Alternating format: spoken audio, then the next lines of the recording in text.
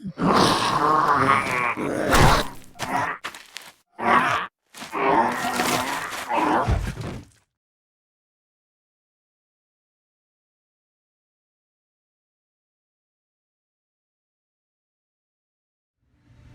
good. Hey, we're working Palisut, and two things that were coming out of class that were people having little issues, and maybe you are too.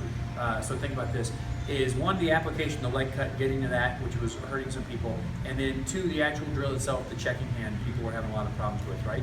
So when Andy comes and stabs me, right, I check and I cut and I hook. What happens a lot of times is people will stir this down, and you can tell they don't understand the application of the drill, because what it looks like when they do it is they do that, right? So he checks and he cuts, and he's going boom, and you're kind of cutting the arm, but you don't understand the application of the drill, and I'll cover that in just a sec. But what I want to look at is the checking hand and the forward pressure. So when I check and I hook, just make this about movement for a second. Don't make it about deadly knife stuff, right?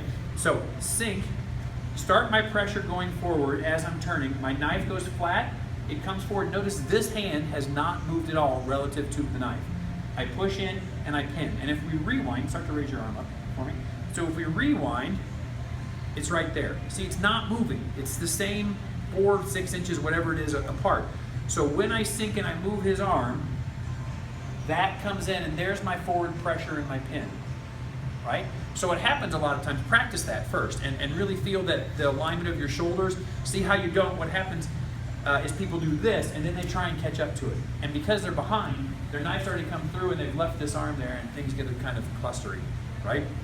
So practice that. Work on keeping your structure together as you turn and rotate through, and work on that forward pressure. Now the other problem is, what happens is when you go to apply this, and hopefully we all know the application of this drill is to cut the leg.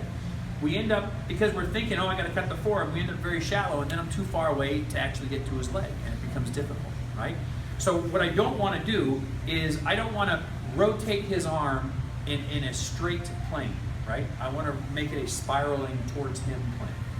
So when that check comes in and I hook, I'm spiraling my knife to where I want to go. I don't really care about the Palisut. That's not important. It's just it's just a way to get me to his leg. That's all I want is his leg, right? So when that happens, now as opposed to spiraling here, which is an appendectomy, right? Now what I do is spiral towards him and I get my cut. I recommend practice using that other hand, because the other hand unbalances, and if we come over here, please. So now when he stabs and I hook, when I got this, and I'm spiraling one more time. So when I get this and I'm spiraling in, that lends itself really naturally to cutting that leg. It sets yourself up for it, right? With practice, you can do this without using the checking hand. So that what you get is you hook and you stir, and you cut right across like that, right? Then you'll find you can start to position him where you want him, to take whatever leg you want, right?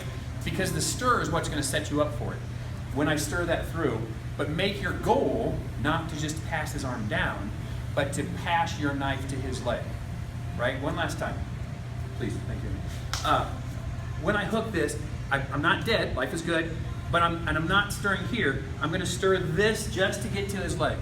And then from there you blast in and across, right? So try that spiral, control what you're doing.